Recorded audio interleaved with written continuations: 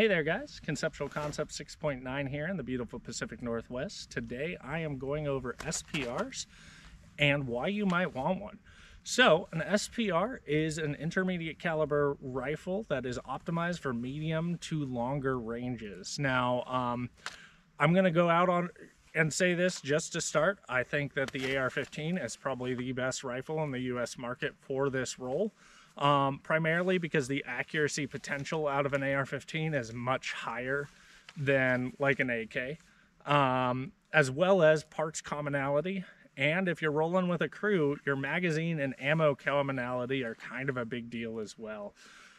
So how can an SPR be used? So the SPR is a tool for the designated marksman in a squad. So a designated marksman is not your machine gunner, he's not your standard rifleman. He is there to pick off high value targets. So whether that be he sees a guy with a radio on his pack, or he sees someone giving commands, or he sees the machine gun nest and he's got to take that out. He's not going to be popping off as many rounds as the guys with like the aim points and stuff on their rifles that are more like the assault style troops.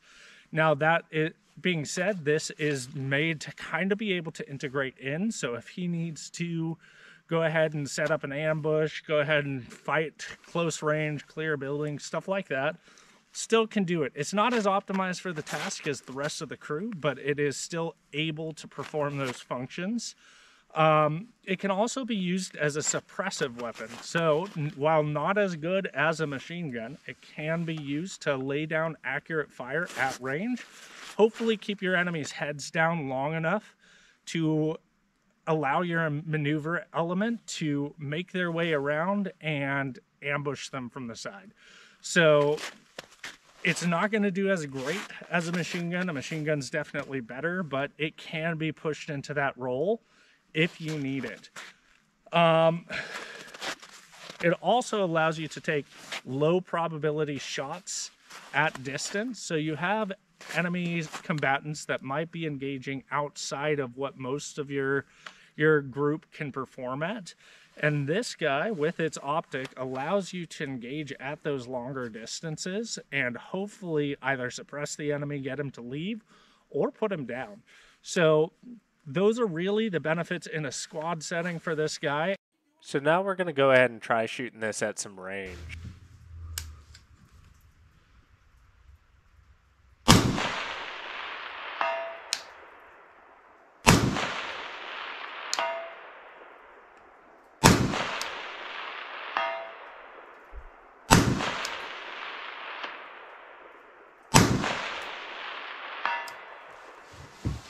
So you can see hits at range are pretty repeatable.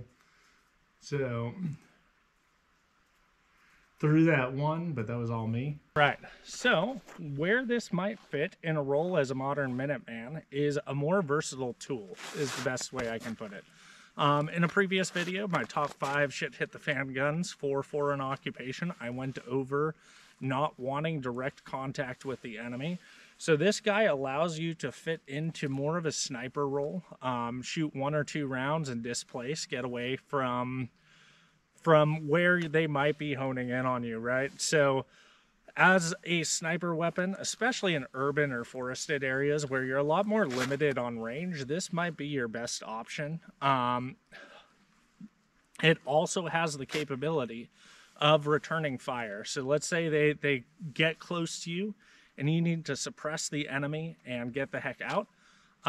As a sniper system, I think this is a little better suited, well, not just a little, it's a hell of a lot better suited than a bolt action rifle or even an AR-10 in that aspect, because you can carry a lot more ammunition. And typically in modern combat, those who are the loudest win. So you're able to dump a lot more rounds and carry a lot more rounds on you than even an AR-10 platform. So in a lot of ways, this kind of wins out in that. Now, there are other ways that AR-10 definitely beats the crap out of this, which is like barrier penetration, wind deflection, all that stuff. It just beats the crap out of this. But in terms of being able to return fire and have enough ammunition on hand to hopefully break contact and get the heck out, I think the SPR with 5.56 cartridges is probably your best bet, as well as being able to make fairly low probability shots out to 600-700 yards. So as a sniper system, I think this is actually a very good option for the more modern Minuteman. As well as, let's get into some other use cases. So this can be used to hunt medium game depending on your local laws. 5.56 here in Idaho is still legal to hunt deer with. I wouldn't hunt elk or anything like that, but one of my buddies tagged a deer just recently in the last month with a 5.56 rifle. It did awesome. So no problems there. Now, if you do have a group, as previously mentioned, you can push it into the DMR role. You can roll with the rest of your crew and be able to take out lower probability targets from longer ranges. And it can also be used as a standard rifle. I'm going to insert some videos in just a second here of me doing standard drills with this rifle, and it's not hindering me that much. I'm still able to perform pretty well with the system I have. Now let's try a bill drill.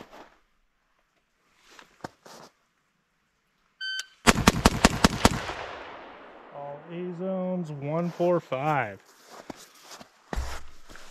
Let's try one more. Why not?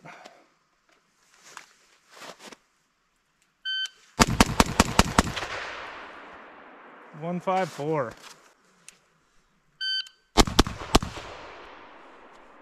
116. Oh, that was low. I was trying to go too fast.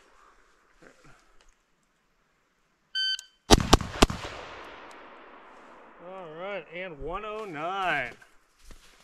So as you can see, the SPR is more than capable of doing these kinds of drills. All right, so let's go over my SPR build and why I set it up this way. Now, in previous videos, I've discussed why it's important to look at your environment and build out your rifle accordingly. It's not oh, I see someone else's build and I'm just going to copy that. Great. So keep that in mind when I'm going over all my parts. As you can see, we've got a lot of mountains, a lot of traversing I might have to do. So I prioritize weight over accuracy potential because longer distances are really hard to find out here. So let's start with the upper receiver.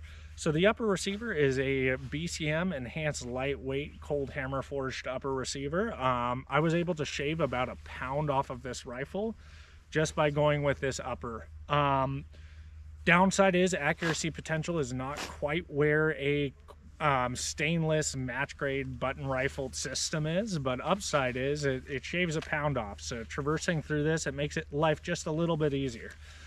So next on the list, I have a Dead Air Sandman K. Now, is it the best suppressor for this role? Probably not, but getting a new suppressor is expensive and God, it takes a long time. So I'm not super jazzed about that. I think suppressors are kind of hit and miss on this subject. Ideally, depending on how you're using the roll, it can be a help or a hindrance. Biggest help is that it reduces your signature. So if you're only popping a few rounds off, or you know, you're clearing buildings or anything like that, which you might need to do with this kind of rifle, it does reduce the signature. It makes it harder to locate you. It also keeps your sinuses in check shooting indoors, which is great. Downside to a suppressor on something like this is you get suppressor mirage pretty dang quick. So I was shooting today and I was getting suppressor mirage within 10 rounds, which is suboptimal when you're talking about a squad DMR, which, I mean, might be wrong, might be right on this, but the mirage was getting pretty hard to locate well, not hard to locate, but hard to accurately position my reticle at 400 yards. Just because it was like waving around and stuff. So you can see breaks in the mirage eventually, but in a combat situation where you're needing to lay down suppressive fire, it might not be your best option. It might be better left at home. Past that, let's get into the heart of the SPR, which is a scope. So you're really trying to optimize your range, and more important than the rifle, I honestly believe, is the scope, because most ARs have accuracy potential to reach out to their effective ranges and a little beyond. 600, 700 yards is definitely doable. This scope here is a Primary Arms GLX 2.5 to 10 scope. It has the Raptor reticle, and the reason I chose the Raptor reticle was, one, I got this scope used and cheap. Two, I'm not good at dialing my turrets, so I don't have a ton of experience in that. It's something I'm planning to work on next year.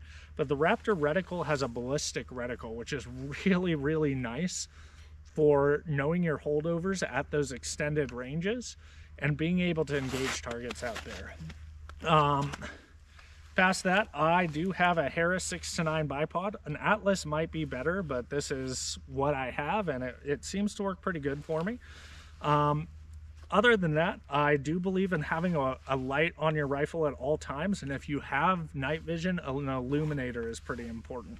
So I have the Vampire here. I am prioritizing weight over functionality. The Vampire is not the best IR light, and it's not the best white light. White light, I actually think it performs pretty well. I'm not going to say it's the best, but I would put it in that like B tier, C tier light system. But having the IR capability on the same unit, I think, is super important.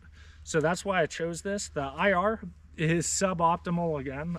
It's a lot of flood, so you're not going to see very far, but it will allow you to illuminate those dark spots. So we're going to move back on this rifle. I have the Geissele G2S trigger. It's a 2-stage trigger. I find it works really well, and it's one of their more affordable options. So I've really enjoyed this trigger. I have no problems with it. I like 2-stage triggers for shooting at range because I'm able to prep the trigger and then break it. And lastly, my night vision aiming solution is my HoloSun EPS. This has quickly become my favorite unit for running night vision. The reason why is it's really crispy. You can see through it even in darker environments, as well as the body is small and thin, so you don't get a lot of IR reflection or any reflection off of the unit, which I found with like the Aimpoint Comp M4 is a problem. So this is definitely right now my favorite night vision aiming solution if you're top mounting. I think it's best bar none. All right, guys, that's about all I have for you today. I would really challenge you to look at your environment and build out your rifles accordingly, because one rifle is not to rule them all. Don't copy and paste everyone else's build. Can all the different rifles be pushed in different environments? Absolutely. But really optimize your gear. One of the benefits of being a civilian is you have this plethora of different options and uppers and optics and lights and suppressors and all that stuff to build out your rifle the way you want it. You're not stuck to the military's way of doing things where you have this optic, that's what you get, you have to mount at a specific place. It's the beauty of the civilian market. So past that, go ahead and leave alternative use cases for the SPR in the comments down below. Smash the like, maybe consider subscribing if you think these videos are valuable. Past that, just go outside, touch grass, and eat ass. All right, guys?